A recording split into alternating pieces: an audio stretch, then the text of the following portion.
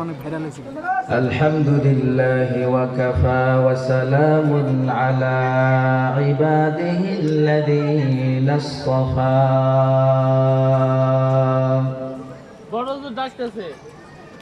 أما بعد فأعوذ بالله من الشيطان الرجيم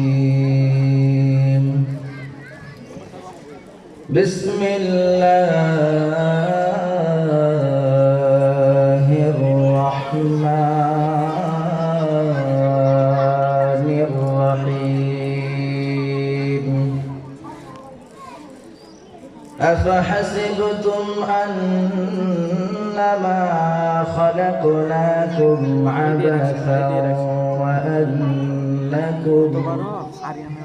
وأنكم إلينا لا ترجعون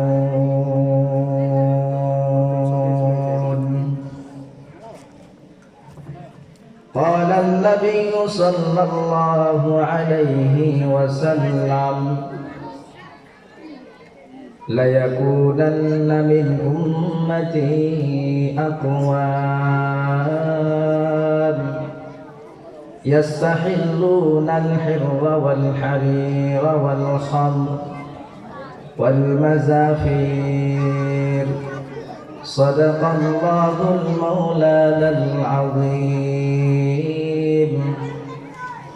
وصدق رسوله النبي الكريم ونحن على ذلك من الشاهدين والشاكرين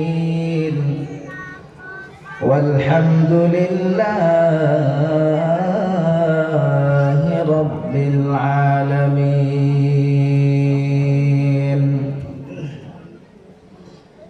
الحمد لمن قدر خيرا وخبالا الحمد لمن قدر خيرا وخبالا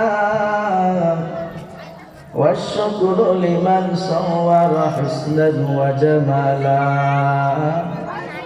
والشكر لمن صور حسنا وجمالا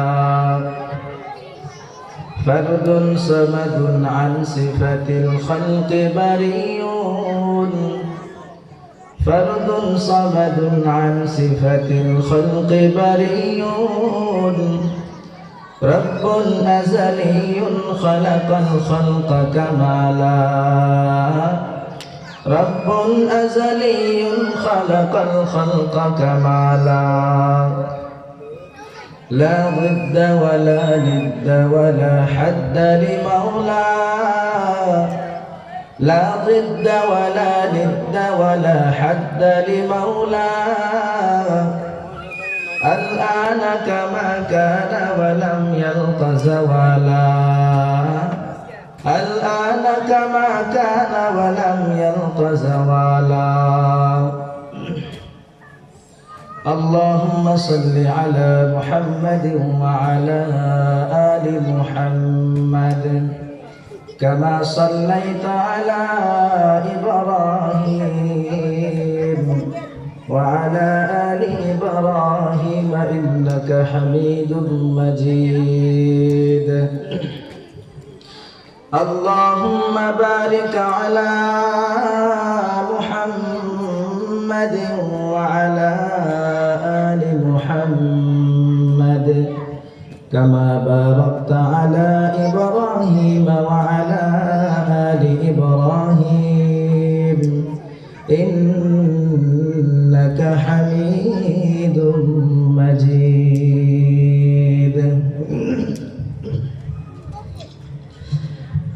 নুরানি তালিমুল কোরআন মাদ্রাসার হাফেজ ছাত্রদের পাগড়ি প্রদান উপলক্ষে ওয়াজ ও দোয়া মাহফিলের সম্মানিত সভাপতি বিশেষ অতিথি দূর দূরান্ত থেকে আগত ইসলাম প্রিয় নবী প্রিয় তাওহীদি জনতা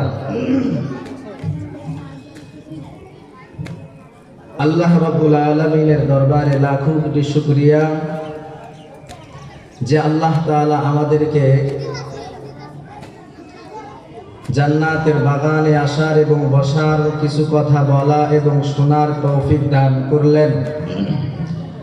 এজন্য অন্তরের অন্তঃস্থল থেকে আমরা সকলে একবার কালিমাতুশ শুকর আদায় করি, বলি আলহামদুলিল্লাহ।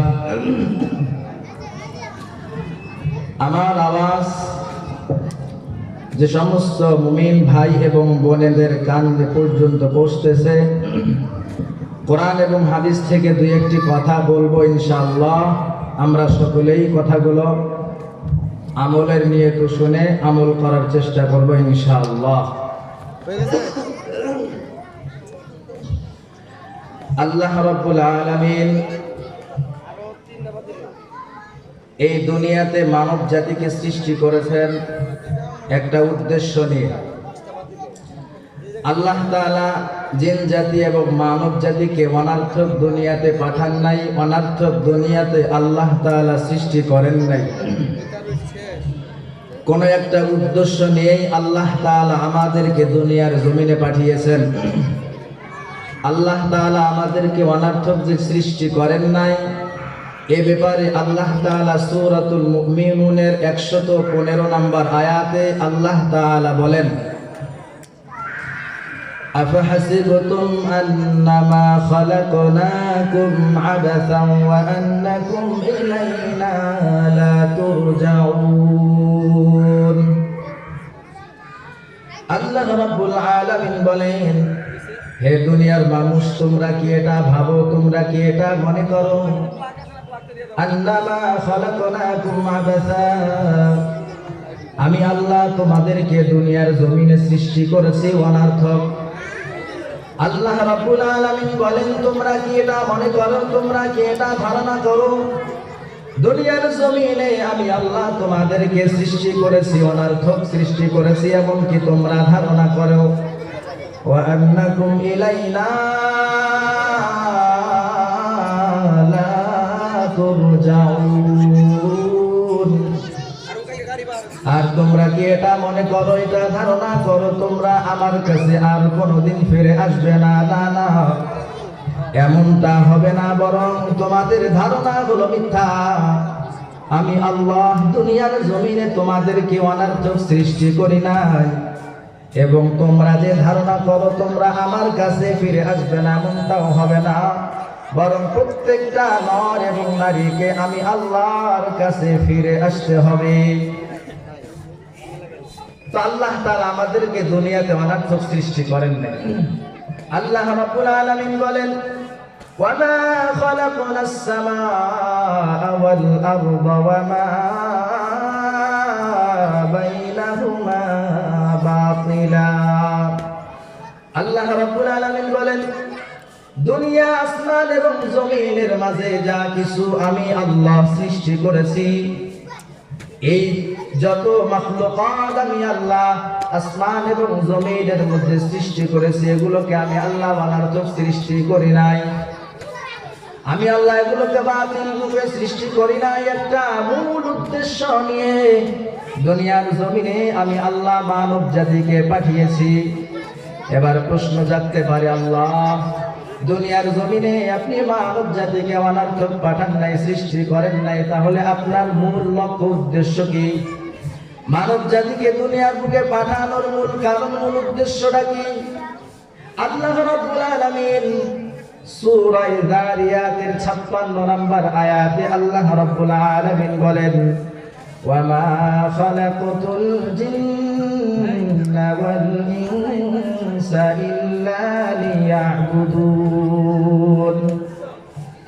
আল্লাহ রাব্বুল আলামিন বলেন, আমি জিন জাতি এবং মানব জাতিকে দুনিয়াতে পাঠিয়েছি, এমনিতে পাঠাই নাই, ইল্লা লিয়াবুদুন।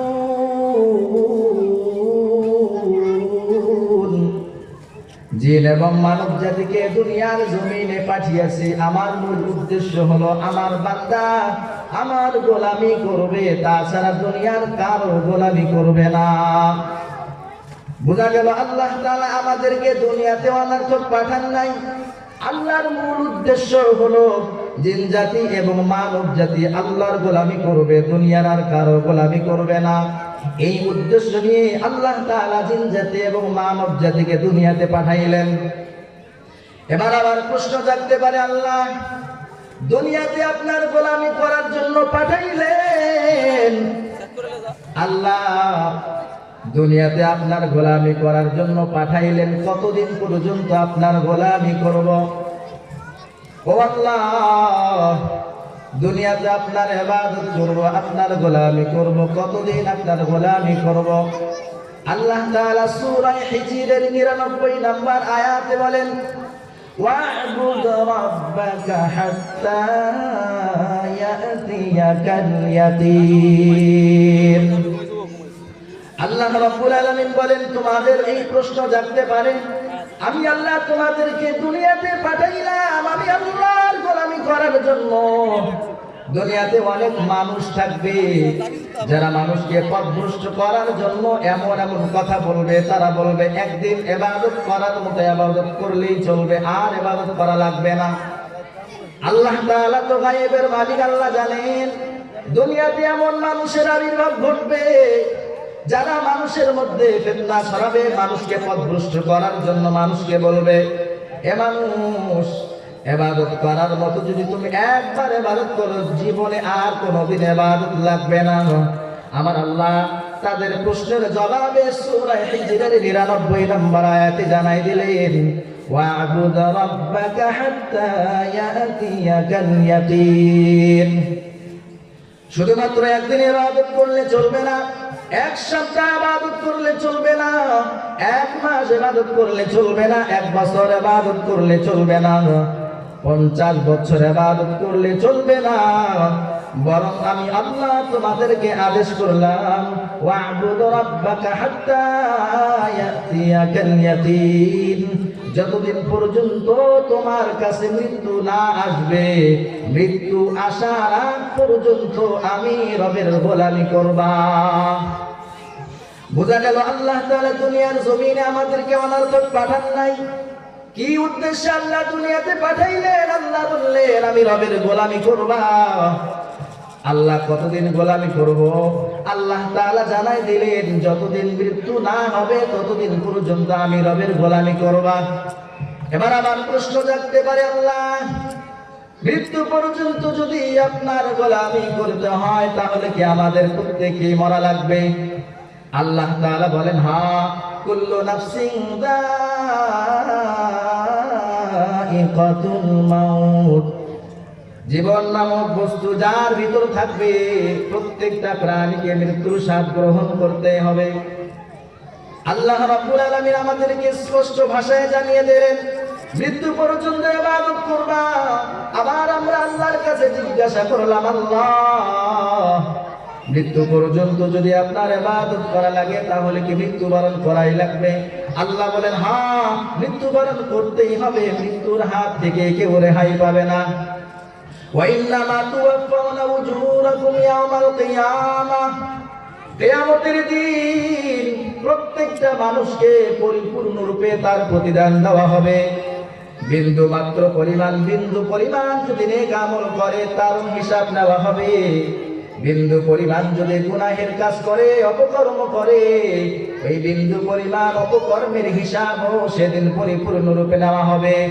ফামান যুহসিহা আনিন নার।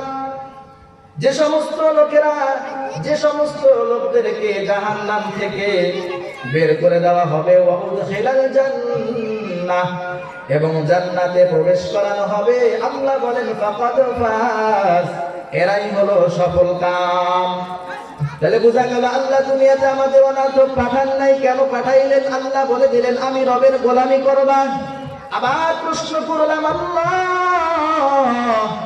আপনি রবের গোলামি করব কতদিন? আল্লাহ জানাই দিলেন মৃত্যু পর্যন্ত। আবার প্রশ্ন করলাম, আল্লাহ মৃত্যুবরণ কি করতেই হবে? আল্লাহ বলেন, হ্যাঁ, মৃত্যুবরণ করতেই হবে।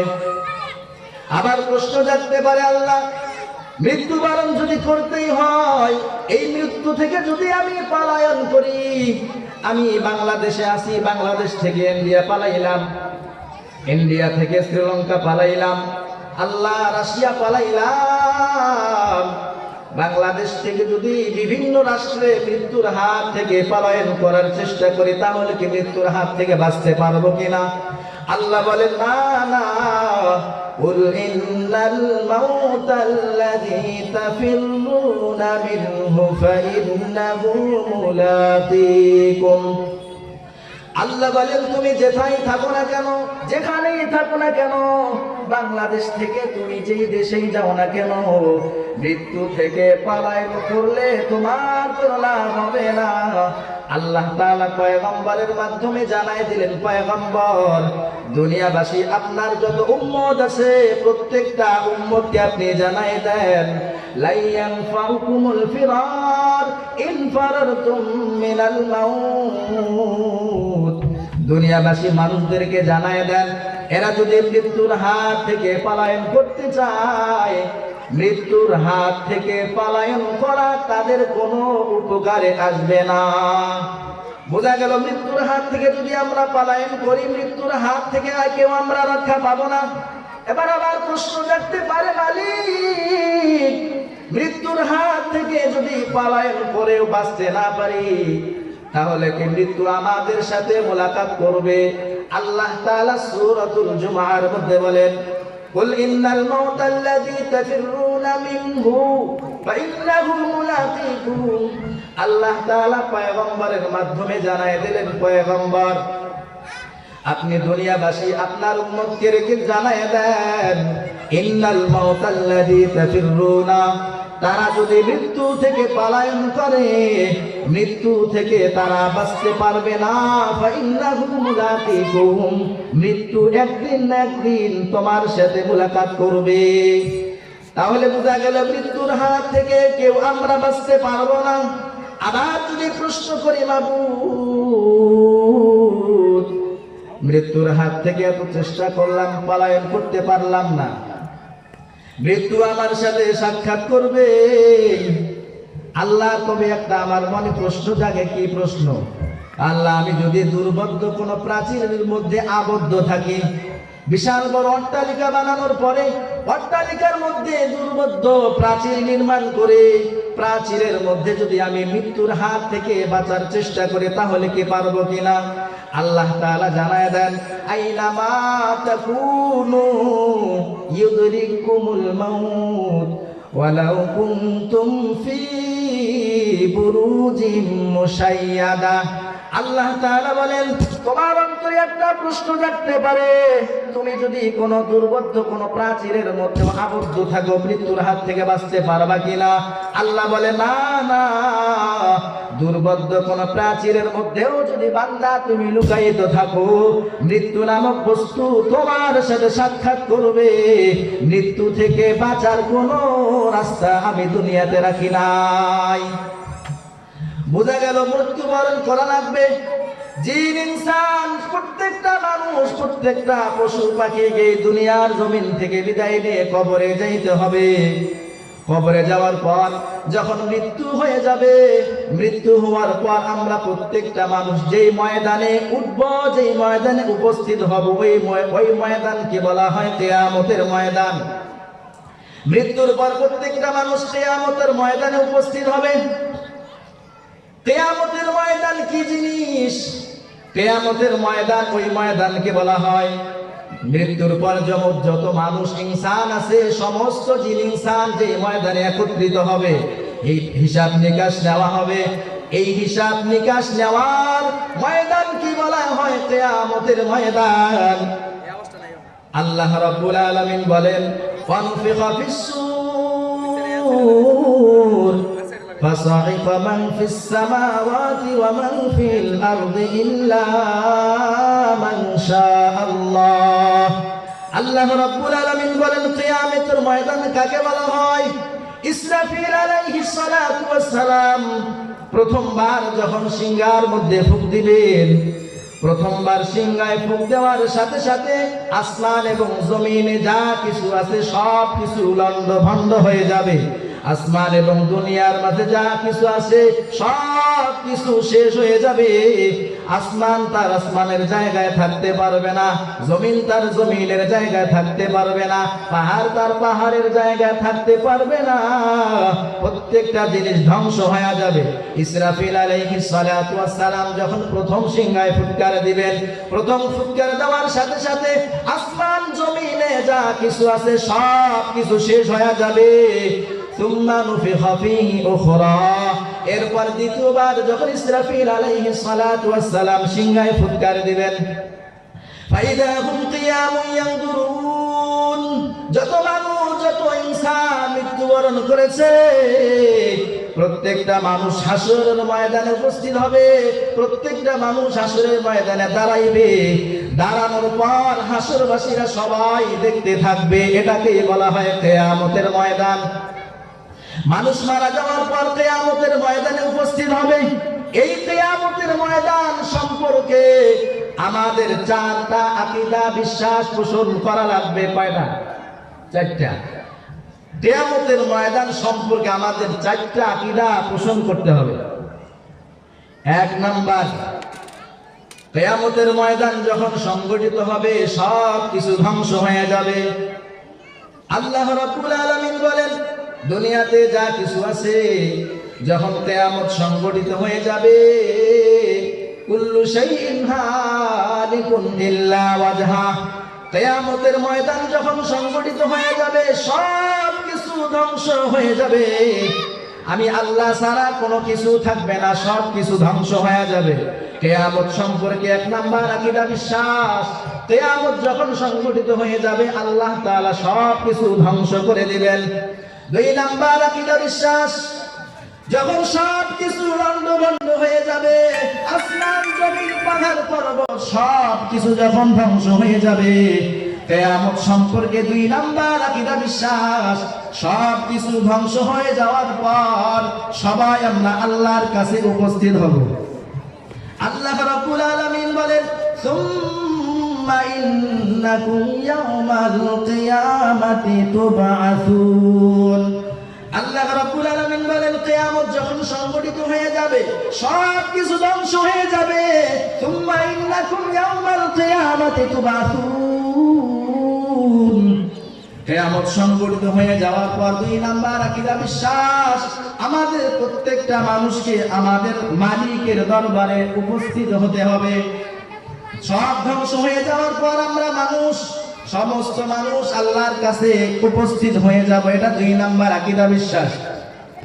তিন নাম্বার, যখন আমরা প্রত্যেকটা মানুষ আল্লাহর কাছে উপস্থিত হব, উপস্থিত হওয়ার পর আমাদের বদ আমলের হিসাব নেওয়া হবে, আমাদের নেক আমলের হিসাব নেওয়া হবে। আল্লাহ রাব্বুল আলামিন বলেন, ইন্না ইলাইনা ইয়াবাহুম সুম্মা ইন্না আলাইনা হিসাবাহুম।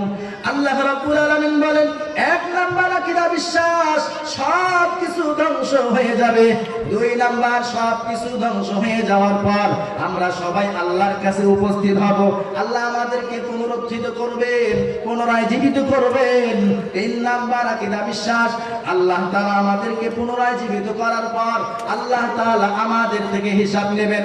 বান্দা, তুমি তোমার জীবন কোন কাজে ব্যয় করেছো?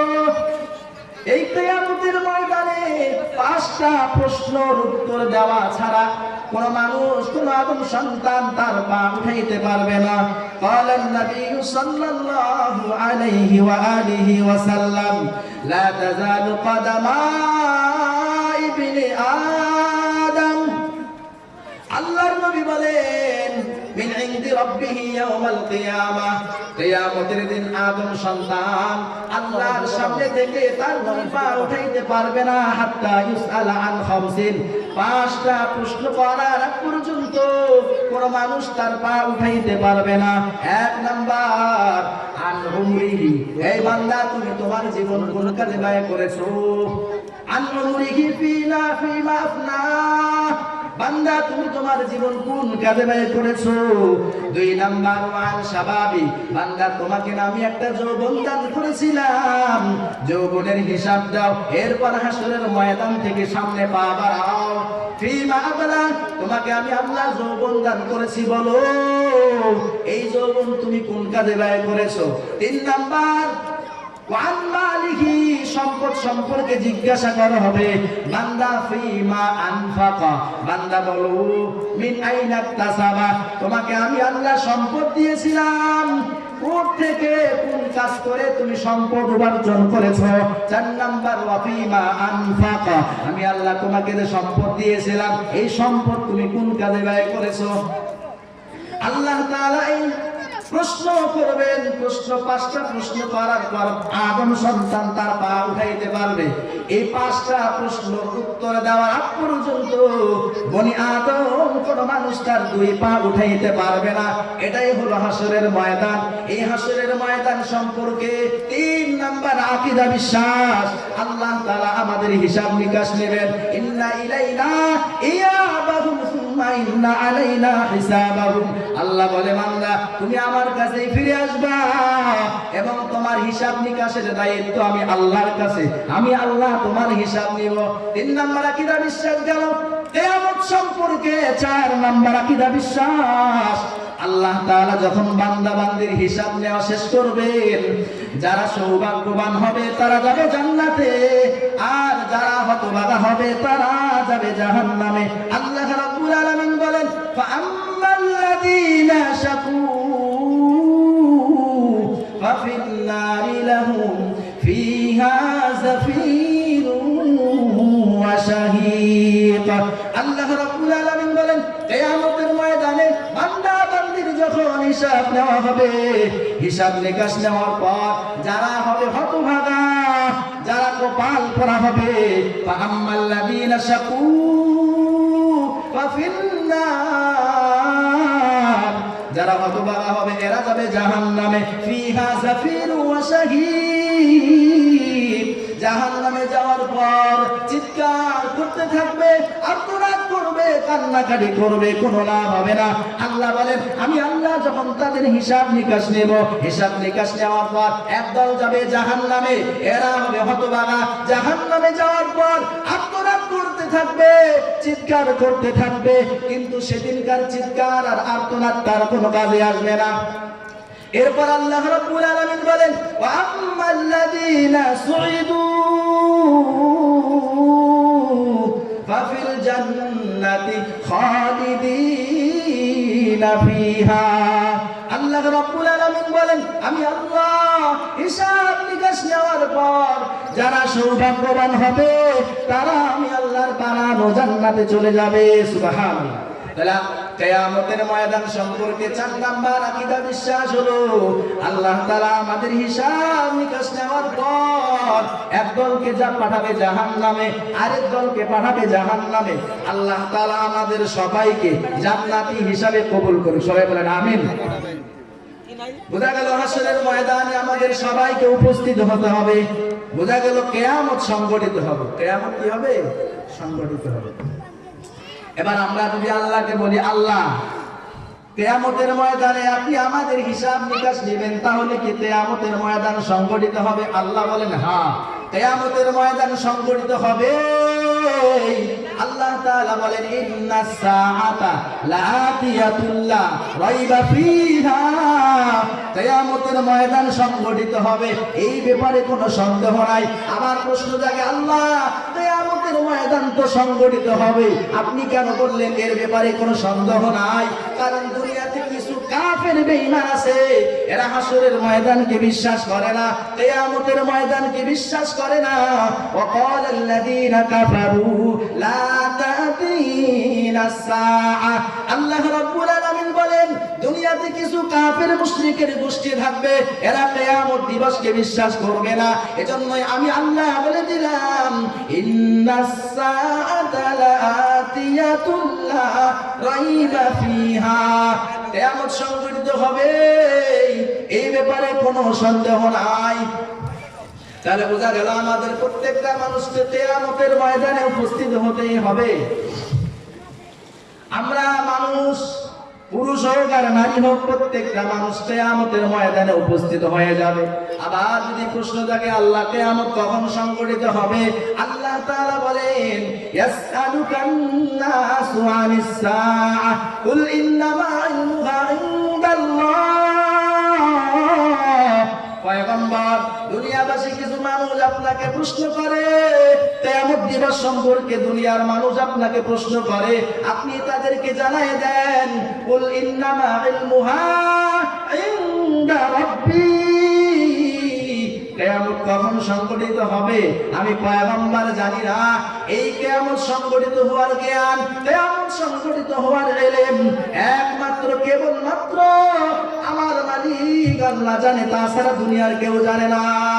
বোঝা গেল কিয়ামতের দিন সংঘটিত হয়ে যাবে। কখন সংঘটিত হবে কেউ জানে না, একমাত্র জানে আমার আল্লাহ। আল্লাহ রাব্বুল আলামিন বলেন ইন্নাল্লাহা ইনদাহু ইলমুস সাআহ, কিয়ামতের জ্ঞান একমাত্র আমি আল্লাহর কাছে আছে, দুনিয়ার কোনো মানুষের কাছে নাই। পয়গম্বর নবীগণ গায়েব জানে না, পয়গম্বরগণ জানে না কোন দিন কিয়ামত সংঘটিত হবে, কোন ওলিয়া উলিয়া জানে না কোন দিন কিয়ামত সংঘটিত হবে। কিয়ামতের জ্ঞান একমাত্র আমার আল্লাহর কাছে। আল্লাহ বলেন পয়গম্বর দুনিয়াবাসী মানুষদেরকে আপনি জানায় দেন ইন্নাল্লাহা ইনদাহু ইলমুস সাআহ, কিয়ামতের জ্ঞান একমাত্র আমি আল্লাহর কাছে আছে, কেউ জানে না। দুই নাম্বার ওয়াইনাজিলুল গায়ব, কোথায় কোন জায়গায় কোন সময় বৃষ্টি হবে এই জ্ঞান আমি আল্লাহর কাছে, দুনিয়ার কোনো মানুষের কাছে নাই। ওয়া ইয়ালামু মা ফিল আরহাম, মায়ের পেটের মধ্যে সন্তান মেয়ে না ছেলে এই জ্ঞান একমাত্র আমি আল্লাহ জানি, দুনিয়ার কোন মানুষ জানে না। আমা তাদরি নাফসুম মাযা তাকসিবু গাদা, বান্দা আগামীকাল কি করবা, কি খাইবা, কি কাজ করবা এই জ্ঞান আমি আল্লাহ, দুনিয়ার কোন মানুষ জানে না। আমা তাদরি নাফসুম মাযা তাকসিবু গাদা আমা তাদরি নাফসু বিআইয়ি আরদিন তামুত, বান্দা তুমি কোন জায়গায় কখন কোন সময় মৃত্যুবরণ করবা আমি আল্লাহ জানি, দুনিয়ার কোনো মানুষ জানে না। বুঝা গেল কিয়ামত কখন সংঘটিত হবে কেউ জানে না, জানে একমাত্র কে আমার আল্লাহ। বলেন তো আল্লাহ ছাড়া কিয়ামত কখন হবে কেউ জানে? জানে না। কিয়ামত কখন হবে কেউ জানে না, তবে আমাদের নবী, বিশ্ব নবী, খাতামুন নবিয়্যিন মুহাম্মদ আরবি সাল্লাল্লাহু আলাইহি ওয়াসাল্লাম কিয়ামতের কিছু আলামত বর্ণনা করেছেন।